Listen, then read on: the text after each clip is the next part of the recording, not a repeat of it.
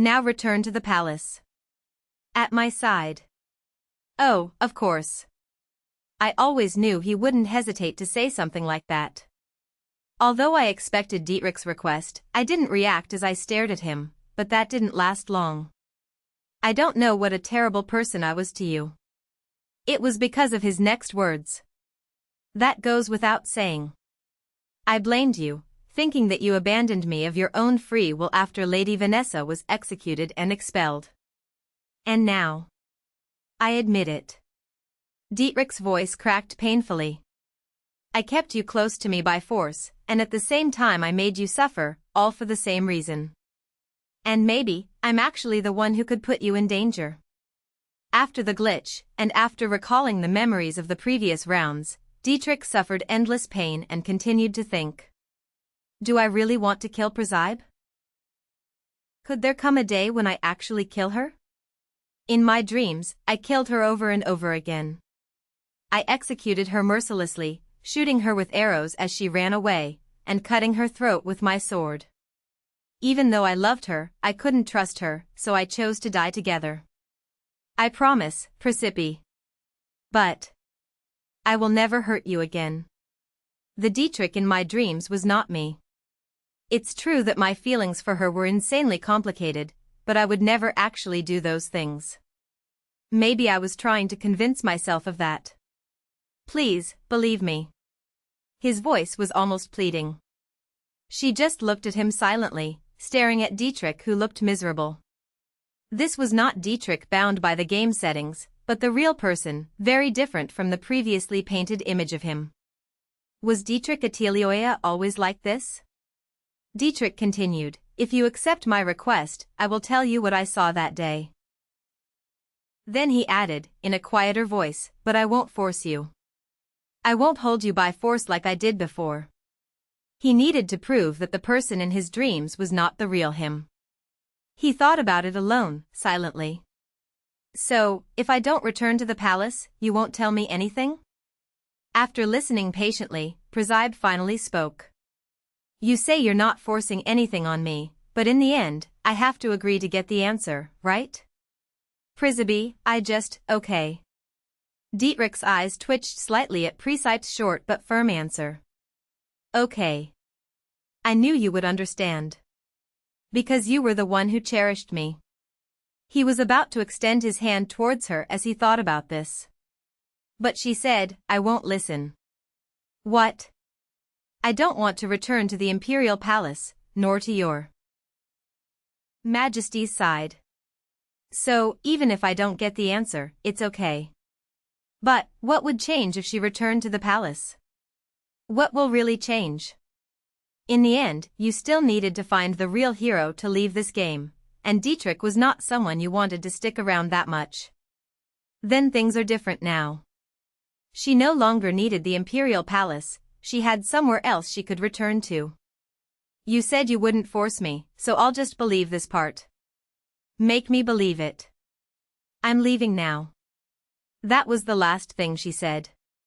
After bowing courteously to him, Presepe turned around without any hesitation and began walking away. But then, his voice grabbed her from behind, as if he was grabbing her by the ankles. Do you really think you're safe away from the palace, away from me? Her steps stopped for a moment. You trust Duke Fenric, whom you have only met for a long time, more than me, who has been by your side all your life. What is this nonsense now? It may be more serious than you think. How can you not see that? You don't even understand my true feelings. This is completely normal. At least Duke Fenric didn't make me suffer for absurd reasons. Not once. Even if Duke Fenric is truly a dangerous person, and even if I get into trouble because of him, it will be much better than my life so far. What? At least, it would be the result of my own choice. The image of her vanishing back was reflected in Dietrich's hopeless eyes. She looked like someone else entirely. She was no longer that weak girl who could never disobey him in her entire life. Dietrich clenched his hand tightly as he stood in the middle of the garden, then bit his lip hard before leaving the place as well. Do you know? Because of you, I have suffered a lot, Duke. At Ivan's words, Fenrik smiled sarcastically as if he found the matter trivial. If you're trying to pretend to be suffering, you better stop. You should be thanking me instead. If you had lost your head, you would have suffered a lot more. Ivan clenched his teeth tightly. And you're saying that I am the reason for your suffering is a fallacy. If you had known your position well from the beginning, and had not tried to do what you should not have done, all of this would not have happened. In fact, he had already decided that he would get rid of him at the first opportunity. But since the other approached him himself, Fenrik had nothing to lose. But it applies to you too, right? Ivan stared at him for a moment, then smiled wryly and continued, the suffering I speak of is not just these trivial wounds. Perhaps you are underestimating me too much, Duke? I don't know, I usually see things as they are. If you feel like I'm belittling you, it's because you're already a petty person. That damned bastard. Ivan swallowed his insults inwardly. However, he wasn't the only one who wanted to kill the other. So, did you go running to the Emperor and try to mess things up? What? Ivan's face suddenly hardened. The disappearance of Siegfried and his knights, isn't it because of the same thing? There was no sign of the knights anywhere, not even of Siegfried himself. However, we have brave and superior knights, we have the Holy Church that will not hesitate to protect us, and if we encounter a crisis, there is the Mage Tower that will be at the forefront. He remembered Dietrich's speech, which made him feel strangely disturbed. Fenrik quickly understood. Evan was already planning something. As he stared at him with cold eyes, Fenrik's gaze suddenly turned forward. He had returned from the garden, and saw Presepe looking around for him. Ah, Duke, when their eyes met, Presepe smiled brightly at him. But as soon as she realized that Ivan was next to him, she furrowed her eyebrows slightly. You better remember this better, Evan. The moment he passed by him and was heading towards Presepe, Fenrik lowered his voice and said to him, no matter what tricks you try, you will still be just a worthless person in my eyes. Oh.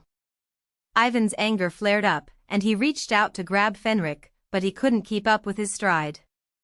Looks like you two had a good talk. Yes, that can be said. But, has the Grand Wizard done something strange again, Duke? Fenrik didn't answer. Just smile lightly. So, he actually did something? No, what was he saying this time? This was because of the knights who suddenly appeared in organized ranks. Huh? What is this now? Then, she saw Dietrich approaching from behind. There is something uncomfortable about this. Reflexively, Presepe gently grabbed the edge of Fenrik's sleeve, and at that moment, Knight Commander Siegfried, by order of His Majesty the Emperor, we have completed our preparations for departure. Launching? To where?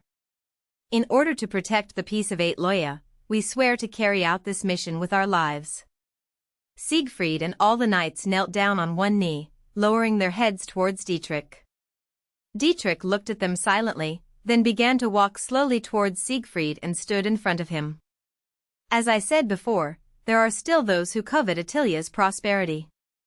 The nobles' whispers drowned out each other, before Dietrich's clear voice rose above them.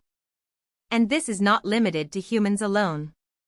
In the woods of the West, savage beasts still wreak havoc on the frontier.